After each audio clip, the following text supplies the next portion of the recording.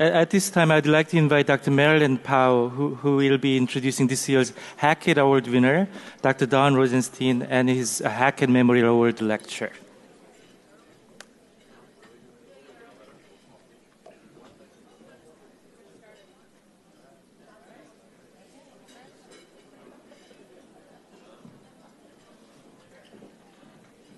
Okay, we're actually ahead of schedule here. So it's really my pleasure. Where are the slides? Let's see.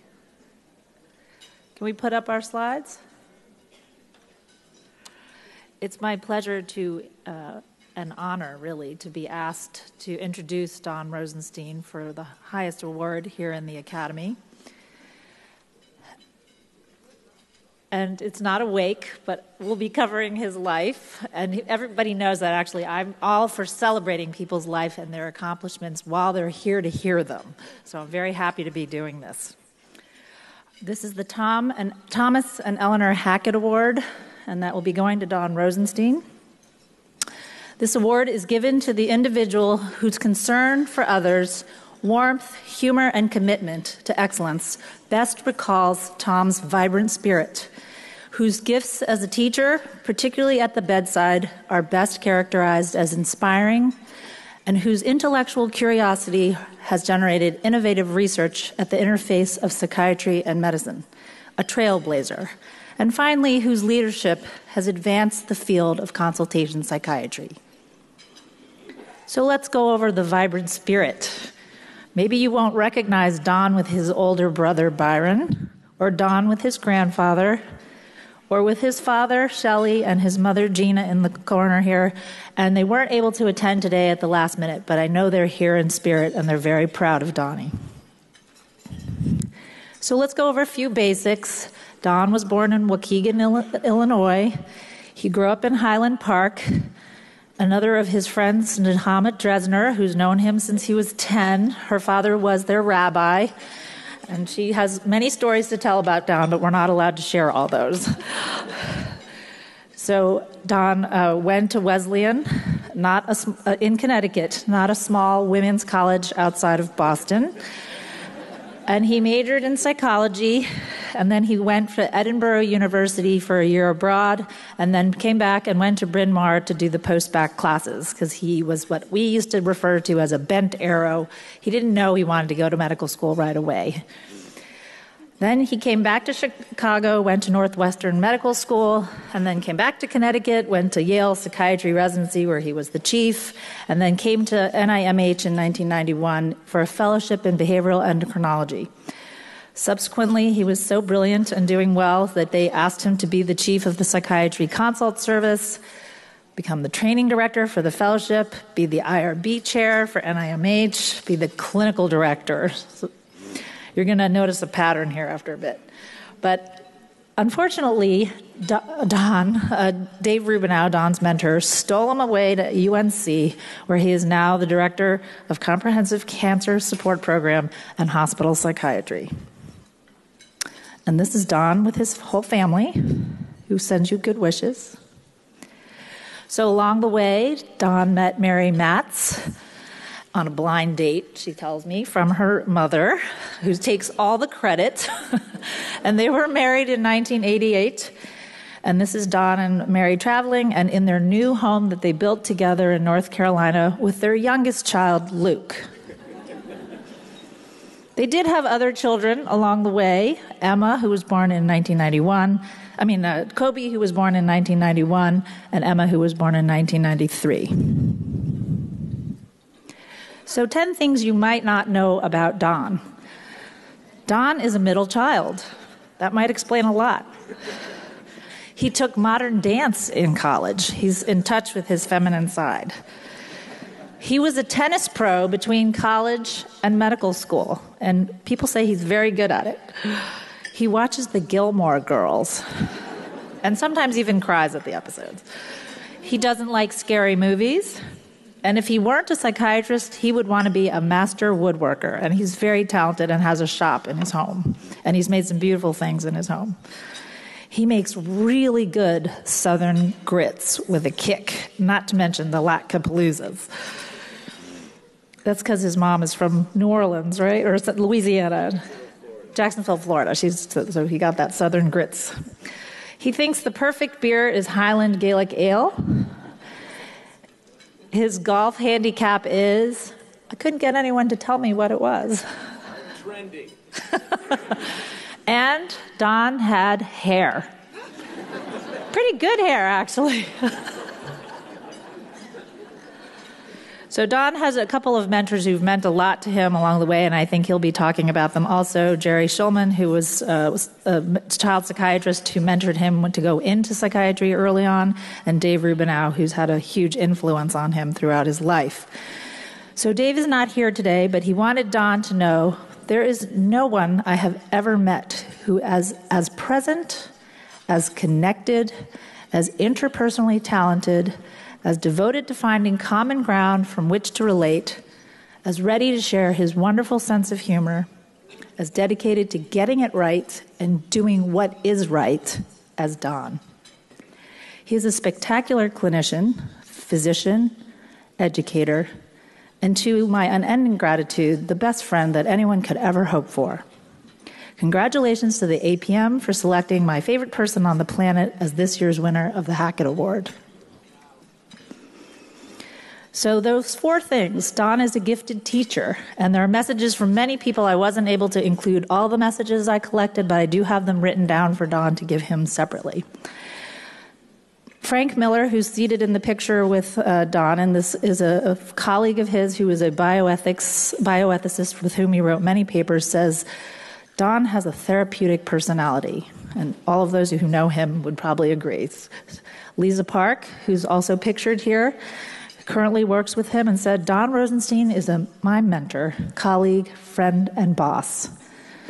Christine Grady, who sends her greetings from the NIH, says, Dr. Rosenstein is a master at combining his extensive psychiatric knowledge, skill, and acumen with a keen and ever-present sensitivity and respect for human experience, and a wonderful and enduring sense of humor with which he can diffuse even the most difficult of situations. Again, we have a theme here. We at the NIH have the utmost respect and admiration for Dr. Rosenstein and his enduring legacy, and I'm grateful to call him my friend. Dr. Christine Grady is the chair of the bioethics department at the NIH Clinical Center.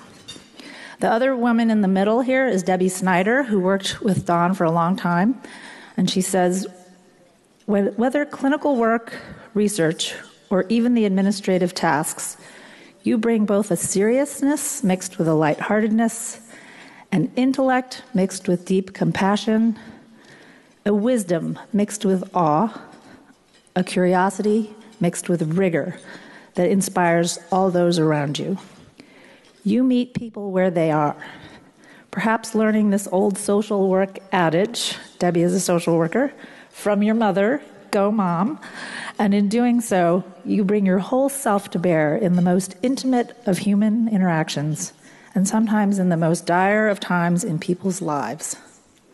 The tenderness and caring you bring in these relationships is what enables you to connect so deeply with your broad and nuclear mishpocha.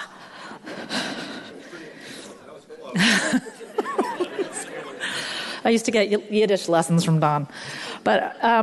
And then Justin Yap, who is a colleague with him, says, colleagues here in UNC nowadays, colleagues gravitate to Don as if he were a magnet. Spend 5 minutes walking around the hospital with him and you will see for yourself. It seems that everybody wants a part of Don.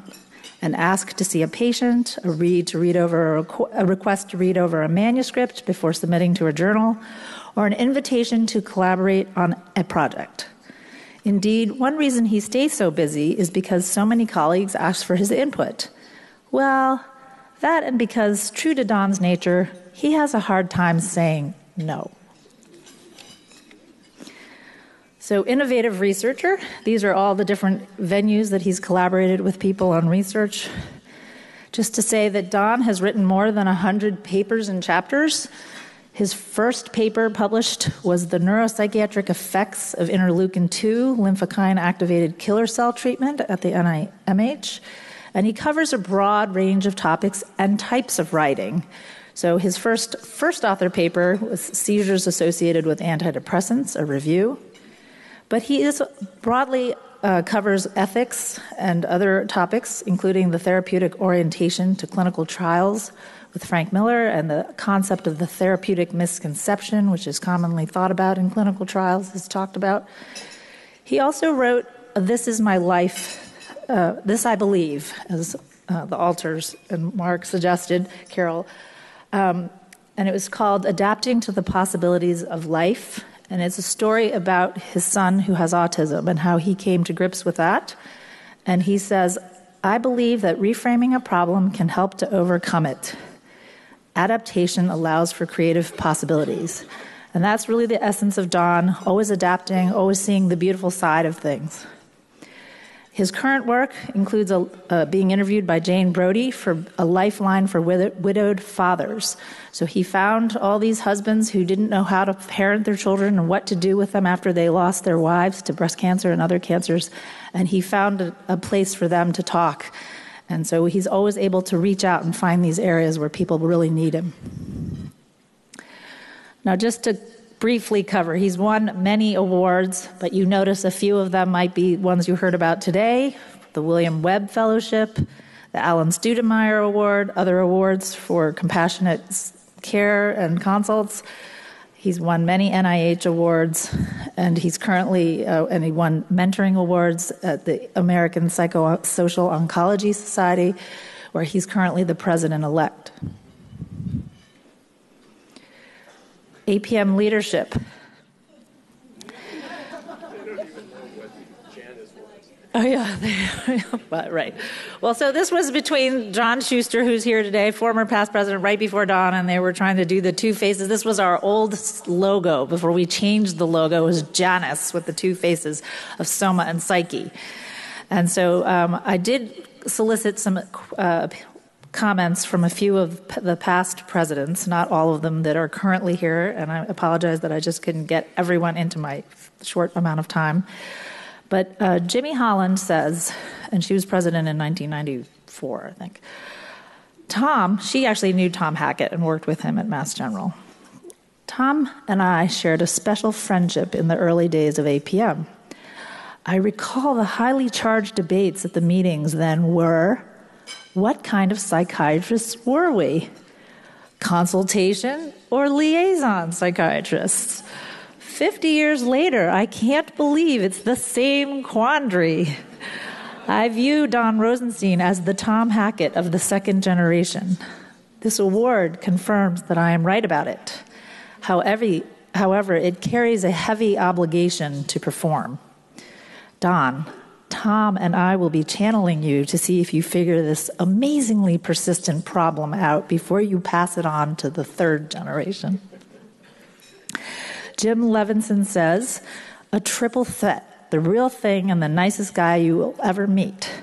Ted Stern, of course, has to go one more, a quadruple threat.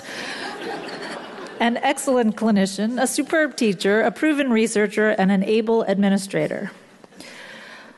Now, in this picture, John Schuster says, I like to remember a golf day in San Antonio with Don, Ted Stern, and Dave Rubinow, and John Schuster. Early on, the course was hit with an unrelenting downpour, a real Texas toad strangler of a rainstorm. It never let up. You couldn't see past 30 feet. I was as cold as I can ever remember being. Ted adds, but while we were on the 8th tee, the starter drove up to us and said in a slow Texas drawl, you boys ain't from around here, are ya? But John says, we finished the round, and I can't recall many days when I've laughed as much or enjoyed myself as much. Don is the kind of guy you'd play golf with in a damned hurricane if just to hang out. John says his dedication is matched only by his joy in helping others to achieve it. And I can't decide what I admire about Don most, but I want to be him when I grow up. Carol had many nice things to say, which I've already said, in many different ways, but she admits that she has often counted on Donnie to apply his vast clinical skills in other settings. As an example, and you heard today, she asked Donnie to help her manage with the APM leaders to move forward the foundation into an active collaboration between the two organizations.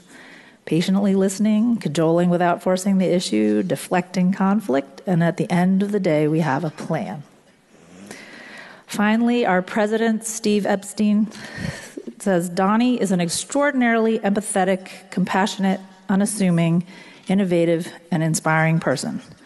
With love and admiration from the brightest and best CL psychiatrist I know, congratulations. But all these things are the award that mentioned by Tom Hackett. They didn't have anything about being a family man. And Don and I worked together for a long time, and we know that's really the most important part anyway. So Emma, his daughter, couldn't be here today, but she did say that I could tell you this. My dad is one of the most generous and caring people I know, not to mention one of my favorite people on the planet. Growing up, my dad's thing was tennis. He loved it, everything about it. He's told me many times that he wished his kids loved the sport as much as he did. So, of course, I had to fall completely in love with baseball. Lucky for me, I have a dad that thought it was so cool that his little girl loved baseball so much and played hardball with the boys for so many years. I picked up a baseball for the first time when I was too young to even remember, but I always remember the bond I share with my dad because he made the effort to love baseball as much as I do. He made the best effort ever, and it resulted in the best trip of my life. When my dad asked me what I wanted for high school graduation, I told him I wanted to go on a baseball road trip, just me and him. He did not even hesitate. At work, when a patient canceled on him, he spent that hour figuring out how to make this happen. She knows how it works. And man, did my dad deliver. We saw 6 games in 8 days, and it even turned into a mini father-daughter trip with some of his friends. It was heaven for a true baseball and Derek Jeter lover like me. Got to see Derek Jeter go out on top. It was by far the best trip of my life and the best time I've ever had with my dad. Dad, congrats on this award. You deserve this and so much more, and I know I can speak for my brother Kobe and Mom when I say we are so proud to be your family. And hopefully by the time this is read, the Cubs will be World Series champs.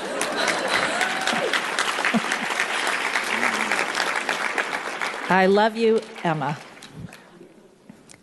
Finally, the wife gets the last say in my world.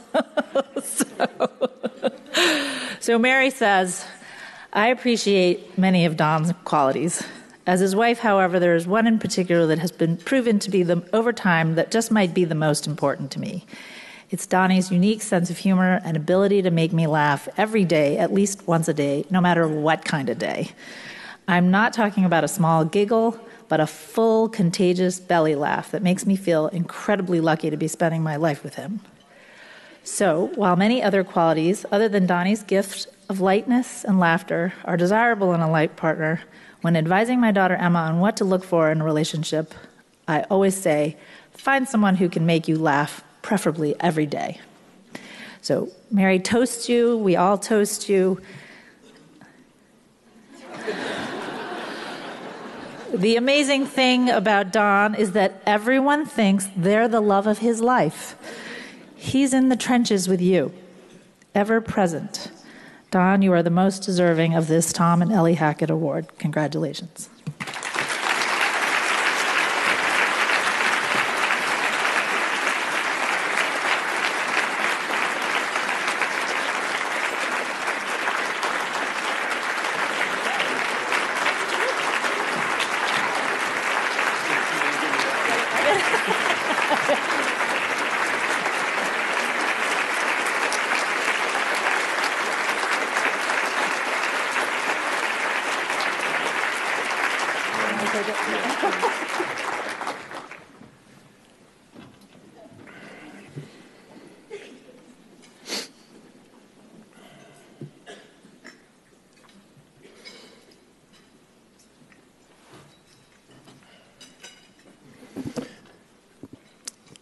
there's a fine line between being mindful and completely dissociated.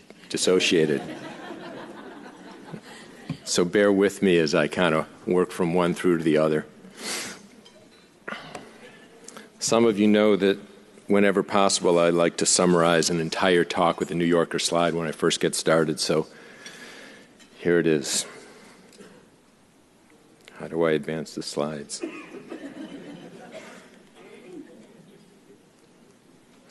Thank you very much. I'll sit down now. Oh, it's in this different one. Okay. All right.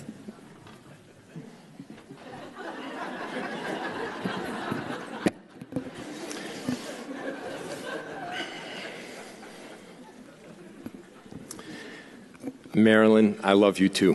Thank you. Thank you all so much. This is really overwhelming for me. I, for the first time in my life, was unable to eat lunch. And it reminds me of when I was a third-year medical student about to start rotations. I called up my older brother, who's a surgeon, and I kind of asked him what to do and whether I should have breakfast or not, and he simply said, "It depends. Do you want to pass out or throw up?" So I may go down any minute. Be kind to me. I really don't know what to say in terms of how humbling and kind of touched I am by all this. So Carol, you and Carol Alter, you and anyone else who was behind this, thank you very much. I'm really very touched. Marilyn mentioned that my folks weren't able to make it here. Let me go back. Or not. There's a delay, I guess. There they are. So it kind of starts with my folks. I can really won the parent lottery. So my dad, Shelley, just turned 89, lifelong Cubs fan. Scaring the hell out of me right now because he's said for several years, just once before I die, I want the Cubs to win a World Series. And I was like, Dad, they can repeat, okay? It's a strong team. Theo Epstein did okay. My dad was an orthodontist up until a very few years ago. Nechama, did he do your teeth? I'm sure several other people in the audience. And he was my model in terms of professional. He was a clinician, he was a researcher, studied kids with cleft lip and palate and worked with a multidisciplinary team. He was a teacher and is a mensch, and I'm really sorry he can't be here today. He's recovering both from gallbladder surgery and the Cubs win. And my mom is really the best supervisor I ever had. She's a social worker by training, psychoanalytically trained, and over the years, whenever I had a case that was particularly complicated, she was kind of the first person I went to and gave me the best advice I've ever gotten as a clinician, which was when you meet a patient for the first time, ask him in some way or another what the matter is, and then shut up and listen for a good period of time and then move forward. So I'm missing them right now. Mary.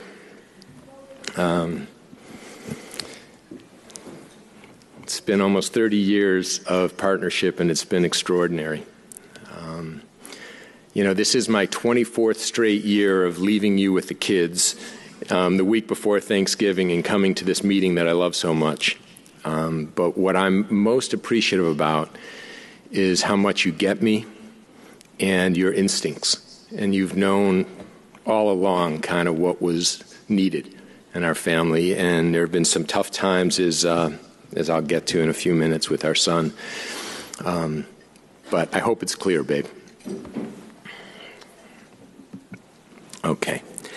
As you've probably noticed by now, this entire talk is going to be a series of disclosures, mostly personal, kind of a frontal lobe release moment for another 10 or 15 minutes. But there are a couple of disclosures that I do need to tell you about. They're both hopefully future honoraria. So the first is with my colleague Lisa Park. We just recently wrote a chapter on palliative care for Up to Date, and maybe we'll get some money for that at some point. Probably will amount to about 40 cents per hour. And the second is I'm writing a book with Justin Yap on the Single Fathers Project, which I'll talk a little bit about. And there's one concept that I wanted to leave you all with that I'll get to in just a few minutes.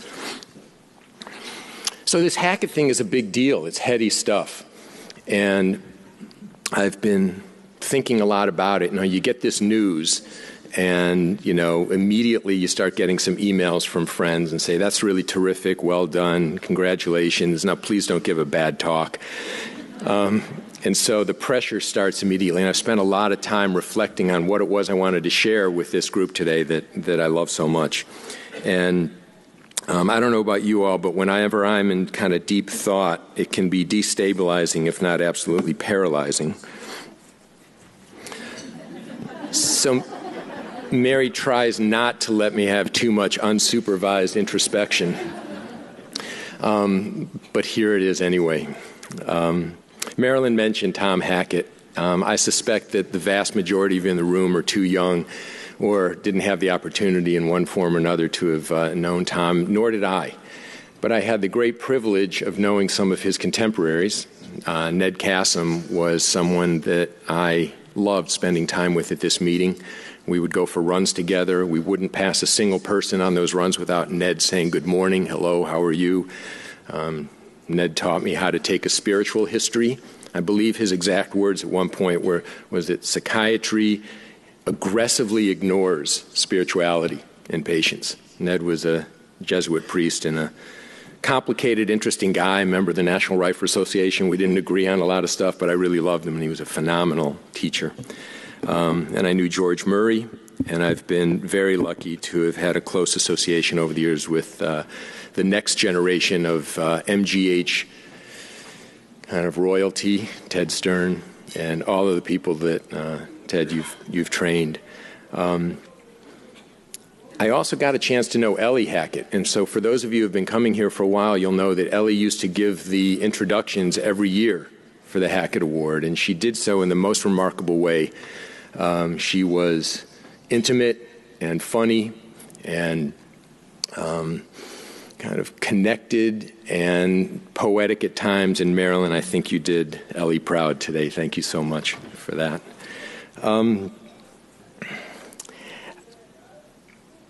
So what I want to do in the next just few minutes is just share some thoughts with those of you who are younger. I wanted you all to be the target of my talk. And the reason is that it matters, obviously, that this award is named for Tom. But in some senses, what matters more is the work that we all do and how we pass that along from kind of generation to generation. I don't know most of the people in the room, and it really doesn't matter. I mean, it matters a little bit because this is my party for the next 10 minutes or so I'm going to enjoy it. But for me, it's about the work that I absolutely love and I think is so important to do well and pass on to the next generation. Are my slides still somewhere? Okay. So this is how it started for me. Dave Rubino on the left and Jerry Schulman on the right. And Jerry's actually a lifelong friend. I knew him when I first met him when I was a kid because he was friends with my mom and dad. And we used to go over to his house, and he was just a crazy shrink. He used to put on Greek music, and we danced through the house. And my first job out of college was as a mental health worker at Children's Memorial Hospital in Chicago, where Jerry was the chair of psychiatry for child psychiatry for about 30 years. And my favorite story about Jerry is that after I had been working there, he kind of took a risk on a friend's kid right out of college. But after I'd been working there for just about 3 or 4 weeks, he called a meeting because he was writing a textbook on inpatient hospitalization of children, and anyone who wanted to write a chapter should show up. And a week or two went by, and I bumped into him in the hallway, and he said, "Donnie, I didn't see you at the organizational meeting for the book. Why not?" I said, "Dr. Schulman, I don't know anything about anything. I'm just like right out of college." And he didn't miss a beat. He said, "It seems to me that you know more about what it's like to be a new staff member in a hospital than anybody in the place. So why don't you write about that?"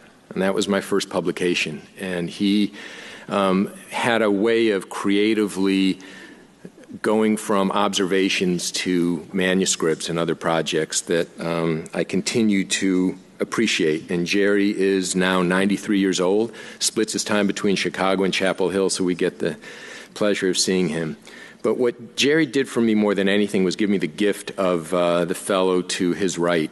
So Jerry had some connections at the NIH and helped me as a third-year medical student do a clerkship with Dave Rubino, who at the time was the director of the consult service. And on my very first day with David, I'm in his office trying to get oriented, and his pager goes off, and it was a page from Steve Rosenberg, who was a surgeon and an immunologist and was doing really heady, groundbreaking work in immunotherapy. And there was he had a program that was very highly regarded by the NIH, but it was also at risk because patients were all getting delirious with high-dose IL-2 for metastatic cancer, and he was losing nurses from patients getting agitated. And so I subsequently learned that Steve didn't have a huge regard for psychiatry. I hope he kind of developed one, but it was a measure of how desperate he was. And so he called David, and David kind of at the time was wearing overalls and a T-shirt, but he put on his white coat, and he said, "You want to go do a consult with me?" And I said, "Sure," and I tagged along, and it blew my mind. We walked into the intensive care unit, and it was absolutely chaotic. I hadn't yet done my junior year rotations in medicine and surgery and so on, so I was kind of looking around and listening to all the alarms and all the activity, and here was a woman who I soon came to understand had a delirium related to high-dose IL-2 for metastatic renal cell cancer. And David pulled up a chair and sat down and connected with her in the most remarkable way. I've never seen such a wonderful interview, and I was so impressed with the ability that he had to do a careful mental status exam, connect with her, understand her distress, the distress that her husband had and the nurses had, and also understand that this was a research program that might have crashed before takeoff because of the toxicity, and help me understand how you can intervene on a systems level and make things better.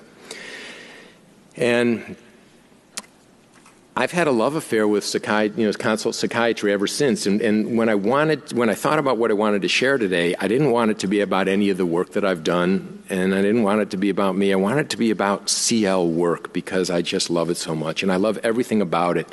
I love the phenomenology. I love the connection with medicine and surgery. I love the challenge of trying to figure out what the real question is. You're asked a question, you show up, and it may or may not have anything to do with that.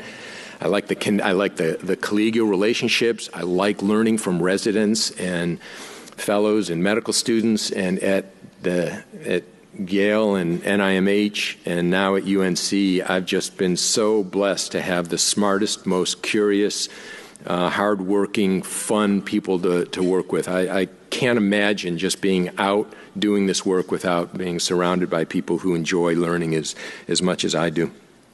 And I've learned more from them, I think, than they have from me. So, okay, I knew I wanted to talk about consult psychiatry and how much I love it. And then I said, okay, well, what am I going to call this thing? And I've never been a fan for kind of cute titles. It always annoyed me, actually. I was glad that the Academy gave me a chance to kind of write a short abstract so I could explain what my thinking was. But I do most of my good thinking, if it's ever good, when I'm running. And so I was on a run one day listening to a podcast from Mark Maron, interviewing Neil Young. And so I'm running down the road, and he's asking Neil Young, he knew he grew up in Canada, and he asked him where, and he said, I spent time in Winnipeg, and Mark said, there's not a whole lot going on there, isn't it? Is there? And Neil thought about it for a second, and he said, yeah, it's kind of in the middle of where everything's missing.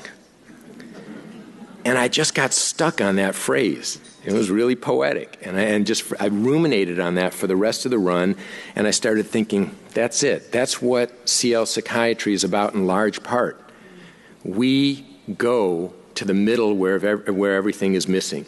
It may be that someone is missing their health or missing a limb, or they're hospitalized with cancer and now they're declaring bankruptcy, or there is a just disaster with respect to coordination of care in the hospital as we get increasingly complicated, or there is kind of the absence of some reasonable kind of coordination of polypharmacy, or there's an absence of thiamine, or you name it. There's so much that's missing, and our work is smack dab in the middle of where everything is missing, and it's so important in that regard. So that's, for those of you who are wondering what in the world I titled this thing, that's what that was about.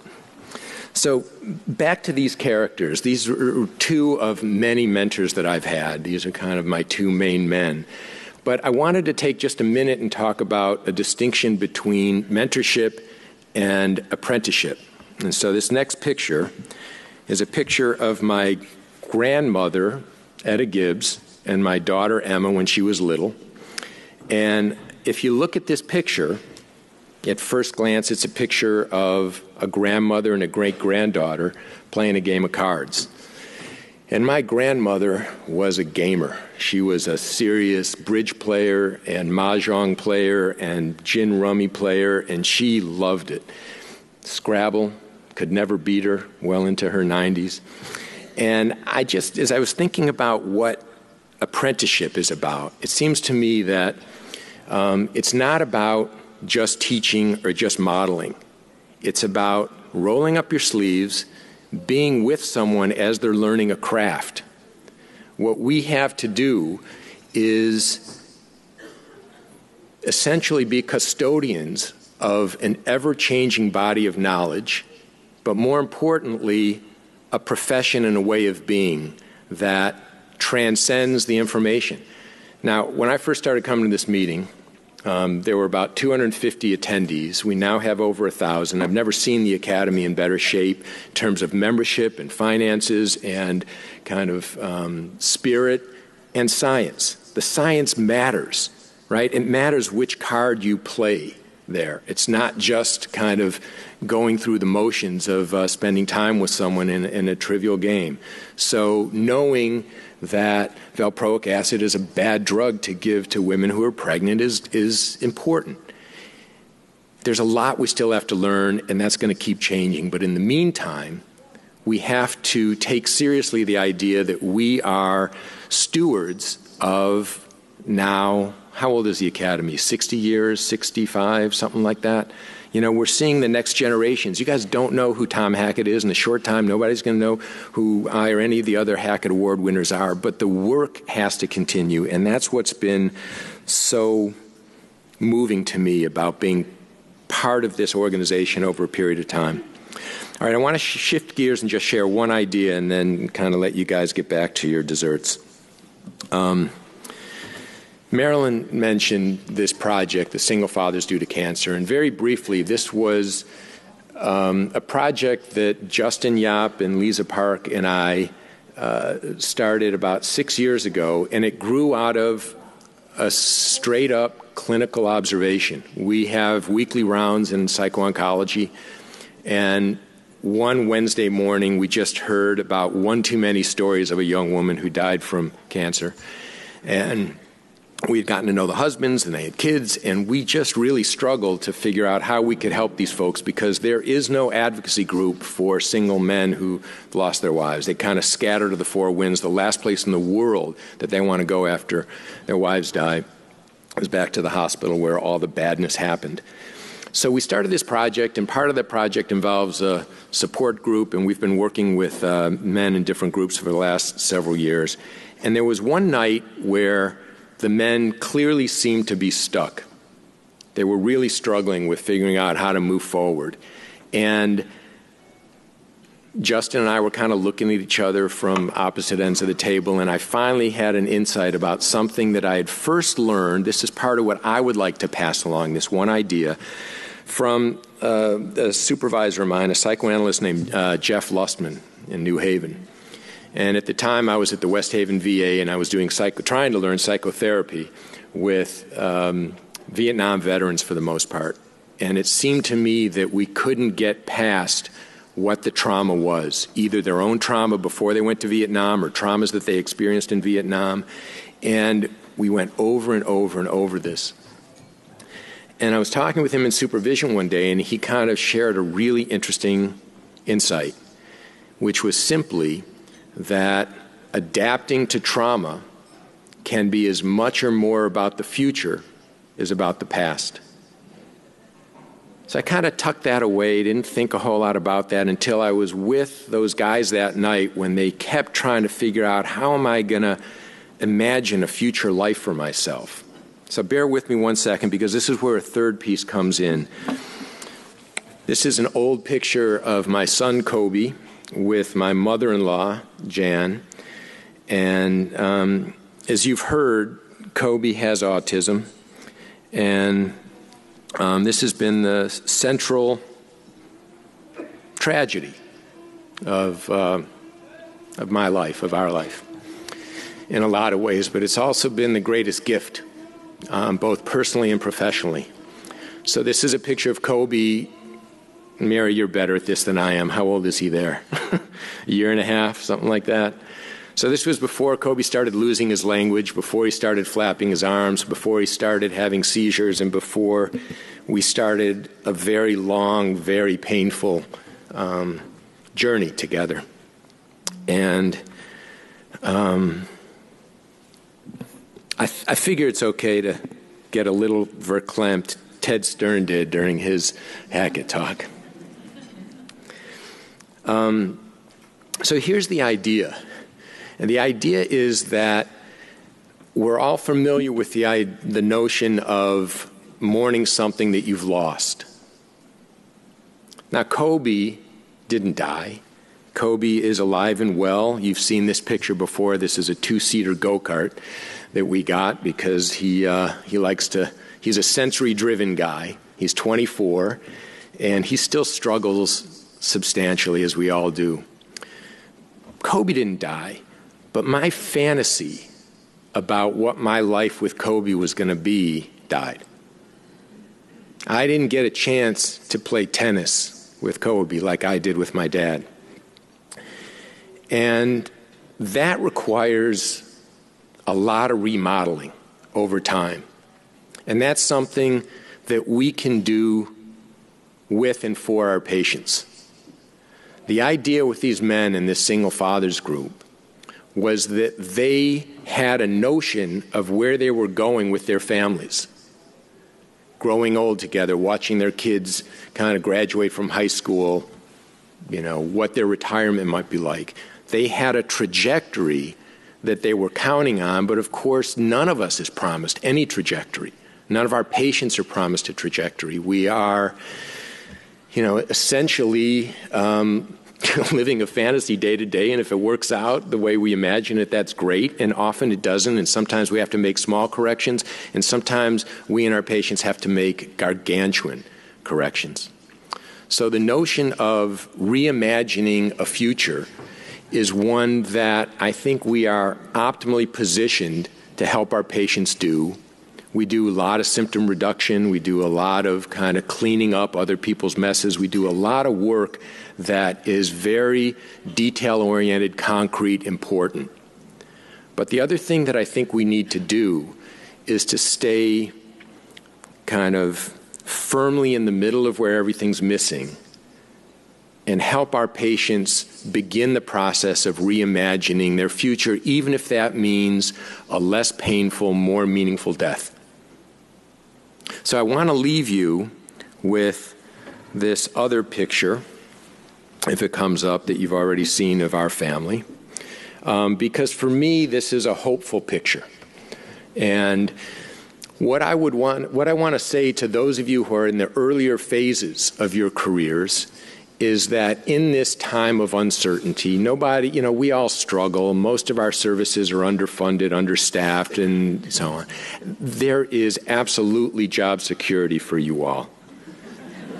There are always going to be sick patients and dying patients in hospitals and clinics, and a need for people who know how to do this work skillfully compassionately, who embrace the idea that they are going to plant themselves in the middle of where everything's missing and kind of roll up their sleeves and get it done.